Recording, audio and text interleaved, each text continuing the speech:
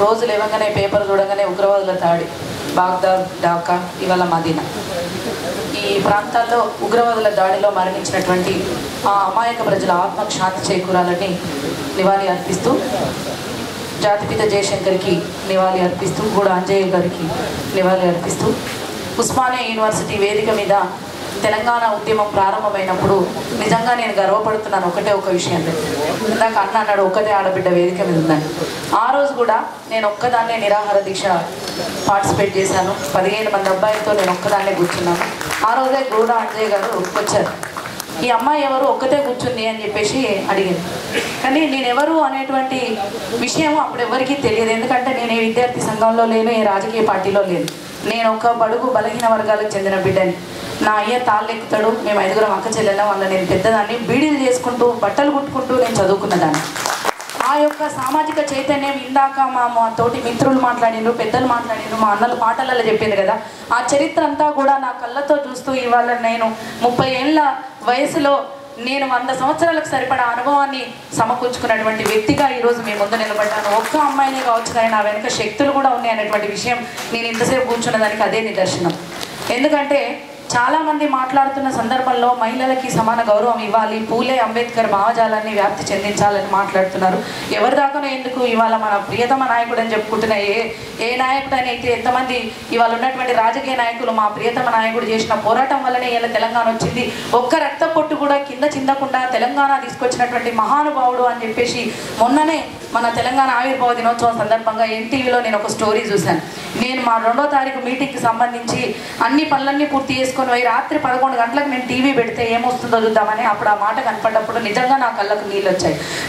నీకు తాకపోవచ్చు దెబ్బలు, నీ బిడ్డకి తాకపోవచ్చు, నీ కొడుకు తాకపోవచ్చు, ఇవాళ నీ సెక్రటేరియట్ని నీ దొరగడి లెక్క మార్చుకొని నీ మనవడు ఎట్లయితే ఆటలు ఆడుకుంటున్నాడో నీ మనవనికి దెబ్బలు తాకపోవచ్చు. కానీ నా అన్నదమ్ములు అక్క చెల్లెలు కళ్ళు చచ్చిపోతుంటే వాళ్ళ శవాలని మా భుజాల మీద ఎత్తుకొని పోయినటువంటి వాళ్ళని నేను ఒక ఆడపిల్లనే ఉన్నా, నేను ఒక 5 నిమిషాలు మాట్లాడతాను దయచేసి. ఎందుకు మాట్లాడుతా అంటున్నా అంటే మాట్లాడితేనే మహిళలకు హక్కులు వస్తాయి అనేటువంటి విషయాన్ని బల్లగుద్ది చెప్పినటువంటి ఆడపిల్లని నేను ఈరోజు కూడా అదే విషయం చెప్తున్నాను. ఏనాడైతే కవితమ్మ బతుకమ్మను ఎత్తుకున్నదో ఆనాడే మా దరవేలన్న ఇక్కడే ఉన్నాడు, మా దరవేలన్న నేనిద్దరం మా గొంతులు పోయేలాగా అరిచాం అన్ని టీవీ ఛానళ్ళల్లో కూర్చొని. ఇప్పటికీ ఆ వీడియోలు మా అన్న దగ్గర కూడా భద్రంగా ఉన్నాయి, కావాలంటే మేము యూట్యూబ్లో కూడా పెట్టిస్తాం, మళ్ళీ అవి మా అన్నతోటే పెట్టిస్తాను. ఆ రోజే మేము ఒక మాట చెప్పినావు, కవితమ్మ నువ్వు అమెరికాలకు పోయిందానివి, నువ్వు అక్కడ నీ పని ఏందో నువ్వు చూసుకోక ఈడికొచ్చి మా బడుగుల బతుకమ్మని ఎందుకు ఎత్తుకుంటాను అమ్మా, నీకు దీని ఓట్ల రాజకీయమే నీదని చెప్పి మేము స్పష్టంగా అడిగినాం. మళ్ళీ మాకు అదంతా ఏం లేదన్నది, అది ఏం కనబడుతుంది మనకు చరిత్ర. నేను ఒక్కటే మాట అడగదలుచుకున్నాను. ఇవాళ బట్టలు ఇప్పించి బడివాతల నా అమ్మమ్మలను నాయనమ్మలను బతుకమ్మలు ఆడిచ్చిన చరిత్ర కలిగిన దొర విష్ణూరు దేశ్ముఖ్ దొర గడిల చరిత్ర మనకి ఇలా కళ్ళ ముందు కనపడుతుంటే ఆ దొరసానే ఇలా బతుకమ్మ కైకానైతే మా గుండెలు పగిలేలాగా బతుకమ్మ పండుగ నాడు మేము ఏడుస్తున్నాం. ఇవాళ నేను ఆనాడే అడిగిన నా తల్లులు, నా అక్క చెల్లెళ్ళు, నా వదినలు, మా అన్నల్ని కోల్పోయి ఇలా రైతులు, చేనేత కార్మికులు, తెలంగాణ ఉద్యమంలో విద్యార్థులు అమరులైపోతున్నటువంటి సందర్భంలో నువ్వు జాతర ఎందుకు చేస్తున్నావు అన్నప్పుడు తెలంగాణ పండుగని రాష్ట్ర పండుగగా ఆంధ్రప్రదేశ్ గుర్తించాలని చేస్తున్నా అని చెప్పింది. మేము మర్చుకి ఈ ఎగ్జాంపుల్ చెప్తున్నా నేను. మరి రాష్ట్ర పండుగను గుర్తించాలని నువ్వు చేస్తున్నప్పుడు మరి తెలంగాణ ఉద్యమం ఎందుకని చెప్పేసి నేను అడిగాను. ఆ రోజు TV9 లైవ్లో అడిగాను. ఆ వీడియో దొరికితే నేను అవసరమైతే యూట్యూబ్లో కూడా పెడతాను. ఆ మాట అన్న తర్వాత ఆమె వెంటనే ఏమన్నదంటే, లే తెలంగాణ వచ్చుడే కానీ అంతవరకు దాకా ఉత్తగుండు ఎందుకు, మా కళలన్నింటినీ కూడా మనం గుర్తింపజేసుకోవాలి కదా అని చేస్తున్నా అని చెప్పేసి మాట్లాడింది. ఆమె మాతో మాట్లాడలేక మేము ఇద్దరం విద్యార్థినులము, ఆమె ఒక్కటి కూర్చున్నది TV9 లైవ్లో. అప్పుడు తెలంగాణలో బతుకమ్మ జాతర చేస్తున్న సందర్భంలో మీ మధ్యలో బ్రేక్ టైం ఇస్తారు కదా, ఆ బ్రేక్ టైంలో అక్కడ ఉన్న యాంకర్కి ఒక మాట చెప్పింది, వీళ్ళతో మాట్లాడు నా నుంచి కాదు నేను వెళ్ళిపోతున్నా అని చెప్పేసి వెళ్ళిపోయింది. బిడ్డ నువ్వు ఆ రోజు ఎట్లయితే వెళ్ళిపోయినావో ఇవాళ నీ అయ్య రాజ్యంతో నువ్వు పేరు పెట్టుకొని మా బతుకమ్మని నీ భుజాన పెట్టుకొని నీ ముఖానికి రంగు పూసుకొని నీ విగ్రహాలు ఊరూర పెట్టి నువ్వు తిరుగుతున్నావు కదా. ఇదే ఊర్ల నుంచి వెళ్ళి ఆనాడు మా తాతలు తండ్రులు ఎట్లయితే మీ తాతలను తండ్రులను తన్ని తరిమినరో అలాగే మా తరం కూడా మిమ్మల్ని తన్ని తరుముతుంది అనేటువంటి విషయాన్ని గుర్తుపెట్టుకోమని చెప్పేసి ఇదే వేదిక నుంచి ఒక్క ఆడబిడ్డగా నేను సవాల్ చేస్తున్నాను. నీకు దమ్ము ఉంటే, ధైర్యం ఉంటే మా ఉస్మానియా యూనివర్సిటీకి రా. ఇదే రేవంత్ అన్న ఇక్కడ మా దగ్గర కూర్చున్నాడు. ఇవాళ మేము ఒకటే మాట చెప్పినాం, ఆ రోజు 2వ తారీఖు కార్యక్రమం చేస్తున్నాం. అంతకంటే ముందు కూడా మా రేవంత్ అన్న మా యూనివర్సిటీకి వచ్చాడు. అప్పుడు ఎప్పుడూ బంధించలేదు. అప్పుడు మేము 2వ తారీఖు మీటింగ్ పెడుతుంటే కేసీఆర్కు భయం పుట్టింది. ఎందుకు పుట్టిందంటే, నేను ఇందాక పెద్దలంతా మాట్లాడుతున్న సందర్భంలో ఒక మాట అన్నారు, ప్రతిపక్షం లేదు, ప్రతిపక్షం లేదని. నిజానికి ప్రతిపక్షం రాజకీయ పార్టీలే కానక్కర్లేదు. మా చరక్ సుధాకర్ అన్న ఉద్యమం వేదిక పెట్టినప్పుడు కూడా మొదటి మీటింగ్లో నేను ఒకటే మాట చెప్పిన, అన్న రాజకీయ నాయకులే ప్రతిపక్షం కావాల్సిన అవసరం లేదే, ప్రజల పక్షాన మాట్లాడిన వాళ్ళు ప్రతి ఒక్కరు ప్రతిపక్షమే అవుతారన్న. ఆ ప్రతిపక్షం నీ సంస్థ అయితే మేము సంతోషపడతాం, ఓయూ విద్యార్థులు కానీ అండగా నిలబడతామన్నాం. అదే ఓయూ విద్యార్థులు ఇవాళ ప్రతిపక్ష పాత్ర పోషిస్తున్నారు అనేదానికి సజీవ సాక్ష్యం మేము జరిపినటువంటి 2వ తారీఖు ప్రోగ్రాం. ఆ 2వ తారీఖు ప్రోగ్రాం నడిపిస్తుంటేనే మా తోటి విద్యార్థి అయినటువంటి ఒక వ్యక్తిని మా మీదకే ఉసిగలిపి, ఆ రేవంత్ రెడ్డి ఎట్లా వస్తాడో మేము చూస్తాము, ఆ వేదిక వాళ్ళు వేసుకుంటారు కానీ ఆ వేదిక మీద మేము ఉంటాం అన్నాం. బిడ్డ నువ్వు ఒక్కసారి ముందుకు రా, ఇవాళ ఏం జరిగింది అనేది నీ కళ్ళ ముంగడ కనబడుతుంది. అదే TV9 ప్రోగ్రాంలో మొన్న మా యూనివర్సిటీ గేట్ ముందటనే నేను సవాల్ చేసి చెప్పిన, మా రేవంత్ అన్న ఎట్లా దొరుకొచ్చుకోవాలో మాకు తెలుసు, వస్తాడు సుడుకోబెట్టా అని చెప్పేసి నేను ఇచ్చిన. జూన్ 1వ తారీఖు నైట్ 9 గంటలకి బులెటిన్లో ఈ వాయిస్ వచ్చింది. బహుశా ఇక్కడ ఉన్న వాళ్ళు చాలామంది చూసుండొచ్చు ఆ రోజు ఆ ప్రోగ్రాం.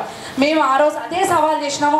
అట్లనే ఏ సవాల్ అయితే మేము విసిరినామో మా గౌరవాన్ని నిలబెట్టి మీకు నేను అండగా ఉన్నానని చెప్పేసి వచ్చిండు మా రేవంత్ అన్న. ఆ రోజు నుంచి ఈ రోజు వరకు మేము ఆ విషయంలో మీకు ప్రత్యేకంగా మేము ధన్యవాదాలు తెలియజేస్తున్నామన్నా. మేము ఒకటి ఏ ఉస్మానియా యూనివర్సిటీలో అయితే నీ పాడగట్టి నిమ్మరసం కాదు కొడక, ఇందాక మా అన్న వాడేడు పాట, నిమ్మరసం కాదు కొడక నువ్వు మా రక్తం దాగు, ఇవాళ తెలంగాణ ఉద్యమాన్ని తాకట్టు పెడుతున్నావు బిడ్డ, నీకు చేత కాకపోతే పక్క జరుగు, మేము చేస్తాం ఉద్యమం అని చెప్పేసి ఆ రోజు మేము బయటకు వచ్చాము. ఆ రోజు నుంచి ఈ రోజు వరకు మేము అలాగే కొట్లాడుతున్నాం, ఇంకా కొట్లాడుతాం. ఏదైతే మా తెలంగాణలో బహుజనుల రాజ్యం రావాలని మేము కొట్లాడుతున్నామో ఆ బహుజనుల రాజ్యం వచ్చేంత వరకు కూడా మా ప్రాణాలకు తెగించి కూడా మేము కొట్లాడతాం. ఏ రోజుకు ఆ రోజు చివరి రోజులాగా మా ప్రాణాలకు తెగించి లాఠీలకు తూటాలకు మా జబ్బలు వాసిపోయి మా ఈపులు వలిగినా కూడా ఆడపిల్లలను కూడా దాడులు చేస్తుంటే కూడా భయపడకుండా ఇలా ఉద్యమం చేసిన వాళ్ళం బిడ్డ. 2వ తారీఖు మీటింగ్ నువ్వు ఆపితే మాత్రం మేము ఆగుతాం అనుకున్నామా? ఆ రోజే నీ దొర గడిలు బీటలు బారినాయి అనేటువంటి విషయాన్ని గుర్తు చేసుకోమని చెప్తున్నాం. ఇలా చాలామంది నాయకులు ఒక్కొక్క రకంగా మాట్లాడుకుంటూ వస్తున్నారు. మేము ఒకటి చెప్తున్నాం. ఇందాక మా మిత్రుడు మందాల భాస్కర్ ఒక మాట చెప్పాడు, ఏ నాయకులను తిట్టాల్సిన అవసరం లేదు. నిజమే, వాళ్ళని తిట్టాల్సిన అవసరం లేదు. ఈ మాటలు కూడా మేము ఎందుకు అంటున్నామంటే, ఏ త్యాగాలు మేము చేసి నీకు భిక్ష చేసినామో ఆ వేదిక మీద నిలబడి ఇలా మమ్మల్ని అంచివేసేటువంటి ప్రయత్నం చేస్తున్నావు. 600 CC కెమెరాలు ఉస్మానియాలో పెడుతున్నాడంటే నీకు ఎంత ఉచ్చబడుతుందో మాకు అర్థమవుతుంది. నిజం, నీకు ఉచ్చబడుతుంది కాబట్టి మా ఉస్మానియా యూనివర్సిటీలో నువ్వు CC కెమెరాలు పెడుతున్నావు బిడ్డ.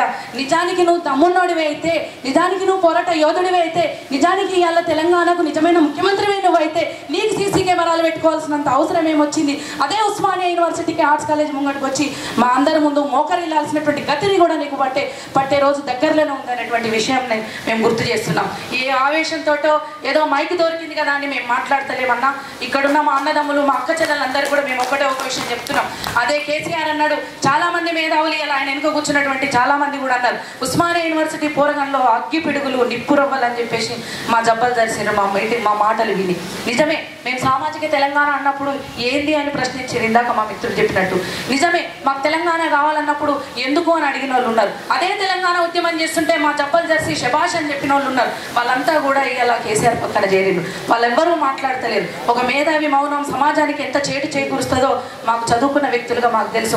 అలాంటి మేధావులందరూ కూడా ఇవాళ ఎట్లయితే పాటకు త్వరగడిగా బందీ కావద్దని చెప్పి మా ఎప్పుడు సోమన్న బయటకు వచ్చిందో వాళ్ళంతా కూడా తొందరలోనే బయటకు వచ్చేటువంటి రోజులు దగ్గరలోనే ఉన్నాయి.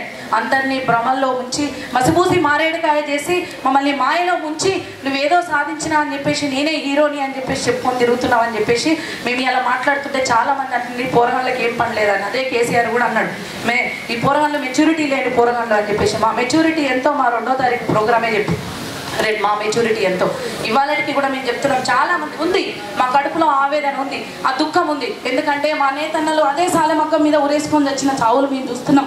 అదే మా రైతన్నలు ఇలా అక్కడ అప్పులు తీర్చుకోలేక వాళ్ళు ఊరేసుకొని వస్తున్న చావులన్నీ చూస్తున్నాం. ఇప్పటిదాకా మా అన్నలు వాడిన పాటలన్నింటిలో ఉన్న అర్థాలన్నింటినీ మేము చూస్తున్నాం. కాబట్టే మాకు ఈ ఆవేశం వస్తుంది. మేము మా కడుపు నిండినాక మేము కూడా నిమ్మలంగా కుర్చీలో కూర్చొని మాట్లాడదాం. మీ లెక్క మా కడుపులు ఎండుతున్నాయి, మా బతుకులు బుగ్గిపాలు అవుతున్నాయి. కాబట్టే మాకు ఈ ఆవేశం వస్తుంది. మా ఆవేశం వెనుక ఆలోచన ఉంది, మా ఆలోచన వెనుక ఆచరణ చేయగలిగేంత సామర్థ్యం కూడా మాకుంది. అందుకే మేము ఒకటే విషయం చెప్తున్నాం. మిత్రులారా, ఇక్కడ ఉన్న వాళ్ళందరికీ కూడా ఒక మహిళగా నేను ఒకటే ఒక విషయం చెప్పదలుచుకున్నాను. మహిళలు కూడా తక్కువేమీ కాదు. సమాజంలో సగం ఆకాశంలో సగం అని చాలామంది గొప్ప గొప్ప కవులు చెప్పారు, కవయిత్రులు చెప్పారు, చాలామంది చెప్పారు. కానీ అదే మహిళకు సముచిత స్థానం దక్కాలని చెప్పేసి అంటే అదే మహిళకి చట్టసభల్లో మంత్రివర్గంలో స్థానం లేకుండా చేసినటువంటి కేసీఆర్ ఇలా చేస్తున్నటువంటి విధానం. కవిత తప్ప ఇంకే ఆడది లేదన్నట్టు ఎంపీ సీట్ ఒక్కదానికి ఇచ్చి ఢిల్లీలో రాణింగ్ చేసాడు. మేము ఎందుకు తిడుతున్నాము అని అంటే మా త్యాగాలు, మా ఓట్లు, మా ప్రజలు వేసిన ఓట్లతోటి నీకు వచ్చిన పదవి భిక్ష. నీకు మేము వేసిన భిక్షని నువ్వు ఆ సీటు మీద కూర్చొని ఇలా మమ్మల్ని ఏదో అణచివేద్దామని చూస్తున్నావు.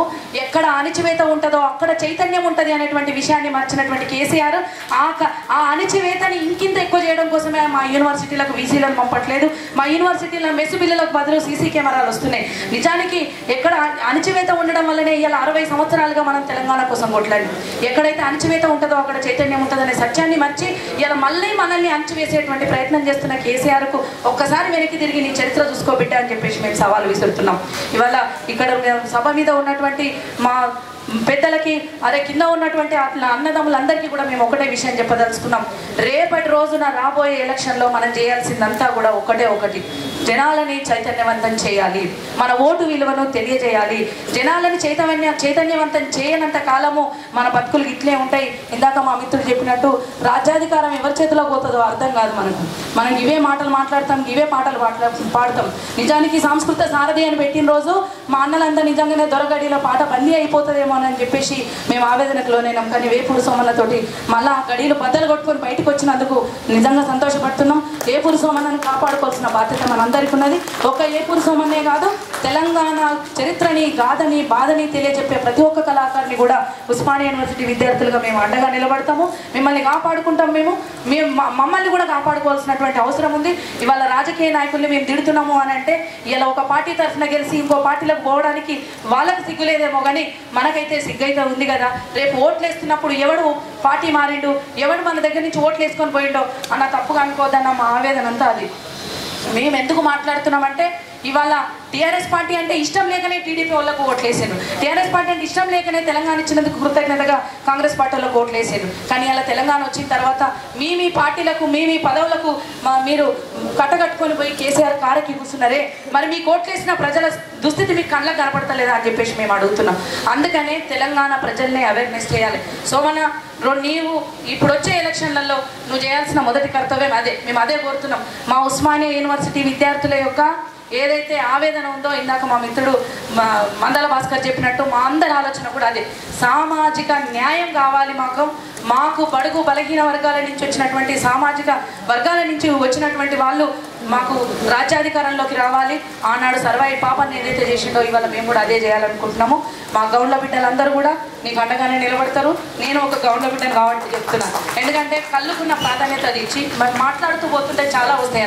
చీప్ లిక్కర్ తోటి కూడా మనల్ని ధ్వంసం చేయాలనుకున్నారు. ఇందాక మన పురుషోత్తం సార్ చెప్పినట్టు నిజంగానే మనల్ని మత్తులో ముంచి మాయ చేసి చైతన్య రక్తుల్ని చేసి పట్టం కట్టుకొని ఒక 20-30 ఏళ్ళు అంటే తన మనమడు కూడా సీఎం అయ్యేదాకా పట్టం కట్టుకొని వెళ్దామని చెప్పేసి ఇప్పుడే మనకి సెక్రటేరియట్ అంతా చూపించాడు.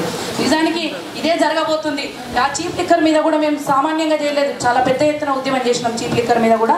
అప్పుడే కళ్ళు మీద కూడా ధ్వంసం చేసేటువంటి ప్రయత్నం చేశారు. నేను చివరికి ఒక ఎగ్జాంపుల్ చెప్తాను. చిన్నప్పుడు మా తాత నాకు జ్వరం వస్తే చిన్న టీ గ్లాసులో కళ్ళు తీసుకొచ్చి తాగిపించాడు. నాకు అప్పుడు తెలియదు, నేను ఎంత 4-5 ఏళ్ళ వయసు ఉన్నప్పుడు. తాత కళ్ళు ఎందుకు తాగిపిస్తానే, డాక్టర్ కాడికి తీసుకోవాలి కదా అంటే మా తాత అన్నాడు, కళ్ళు ఏందనుకుంటున్నావు బిడ్డ, చెట్టు కుట్టింది, ఔషధం లెక్కుంటుంది, తావు బిడ్డ అని చెప్పి తాపించమనుకో, పెట్టి తెల్లారి వరకు జ్వరం పోయింది. ఇంత కళ్ళు ఇప్పటికీ మీరు నమ్ముతారో నమ్మరో, జ్వరం వచ్చినప్పుడు కళ్ళు తాగాలనే అనిపిస్తుంది. కానీ అంత స్వచ్ఛమైన కళ్ళు గీసేనా అనే నా గీత కార్మికులు ఎవరైతే ఉన్నారో, నా తండ్రి కూడా చెట్టుకు కళ్ళు వారక, కాలం లేక చెట్టుకు కళ్ళు వారక ఇలా చెట్లన్నీ ధ్వంసం అయిపోతున్న సందర్భంలో, ఇలా కరువు కాలంలో ఉన్నటువంటి సందర్భంలో మా అయ్య కూడా ఇలా ఈ సంవత్సరం చెట్లు ఎక్కువ బంద్ చేసాడు. ఎందుకంటే మా పరిస్థితి అట్లాంటివి ఉన్నాయి. మా గీత అన్నది, నేత అన్నది ప్రతి ఒక్కరిది, బడుగు బలహీన వర్గాలు అందరిది బాధనే. నేను ఇంకా చివరిగా ఒక మాట చెప్పదలుచుకున్నానన్నా, మీరంతా ఏకమయ్యి ఇవాళ మీటింగ్లో వచ్చినాం, కూర్చున్నాం, మాట్లాడినాం, పోయినాం అనేది కాదు. మనం ఎందుకు ఏం విన్నామో, ఏం నేర్చుకున్నామో దాన్ని మీ నోటితోటే నలుగురికి చెప్పండి. ఎందుకంటే ఈ మీటింగ్ అంతా మీడియాలో చూస్తారో అనే ఉద్దేశంతో ఇలా మీడియాను కూడా లేకుండా చేసిండు. ఈ ఏపూరు సోమన్న మీటింగ్ 6 గంటల నుంచి జరుగుతుంది. 6 గంటల నుంచి జరుగుతున్న మీటింగ్ని మీడియాలో చూడకుండా చేసిందంటే కేసీఆర్కి ఎంత భయం అవుతుందో మీకు ఈ విషయం కూడా అర్థం చేసుకోవాలి. మనకు సోషల్ మీడియా ఉన్నది. సోషల్ మీడియా ద్వారా మన మిత్రులందరూ మంచి చదువుకున్న వాళ్ళు ఇక్కడ చాలామంది ఉన్నారు. మీకు సోషల్ మీడియా తెలుసు. సోషల్ మీడియా ద్వారా ఈ మీటింగ్ అంతటిని కూడా మీరు ప్రచారం చేయండి. ఈ సోషల్ మీడియా ద్వారానే మనం ఓటుపరమైనటువంటి చైతన్యాన్ని తీసుకురావాలి. మన బహుజనుల రాజ్యాధికారాన్ని తీసుకొచ్చేంత వరకు కూడా మనం పనిచేయాలి. మన బహుజనులకు అంటగా నిలబడ్డ రెడ్లను కూడా మన నాయకత్వాన్ని అంగీకరించేటువంటి రోజులు వచ్చినాయి. అందుకు నిదర్శనమే ఇక్కడ కూర్చున్నటువంటి రేవంత్ అన్న. ఎందుకంటే నేను ఒక మాట చెప్తాను, ఇక్కడ చివరికి ఒక మాట చెప్పి ముగిస్తాను. నేను మొన్న ఆ సందర్భంలో ఒకసారి అన్నకు ఒక మాట చెప్పాను. సోమన్న, నేను ఇప్పుడే ముందే చెప్పిన, 4 ఆడపిల్లలు ఉంటే నువ్వు 4 గంటల 8 నిమిషాలు ఇచ్చేటోనివి. నేను ఒకటే విషయం చెప్తున్నా, నేను 6 గంటలు కూర్చున్నా, డైరెక్ట్ మాట్లాడుతాను. నేను కొట్లాడి తీసుకుంటా, హక్కును కొట్లాడి తీసుకుంటా. నేను మొన్ననే ఒక మాట చెప్పిన, రేవంత్ అన్ననే ఒక సందర్భంలో కలిసినప్పుడు, అన్న మా ఆడపిల్లలు కూడా ఉద్యమంలో ముందుండి పాల్గొన్నారే, సరైన ఆదరణ లేక బయటకు పోతున్నట్టే అన్న ఒక మాట అన్నాడు. ఎక్కడికి పోద్దామా, మేమున్నాం, మిమ్మల్ని కాపాడుకుంటాం. ఓయూ విద్యార్థులకు అంత శక్తి ఉన్నది, మీరున్నారు అని అంటే అక్కడ ఒక పెద్ద శక్తి ఉన్నట్టే లెక్క. మీ ఓయూ చరిత్ర అంత తక్కువదేం కాదు, మేమందరం ఉన్నాము, మేము కాపాడుకుంటాం, మీరు మాకు రక్ష, మేము మీకు రక్ష అన్నట్టుగా అందరం కలిసి ముందుకు పోదాం అన్నట్టుగా ఒక మాట ఇచ్చినప్పుడు మేము చాలా సంతోషపడ్డామన్నా.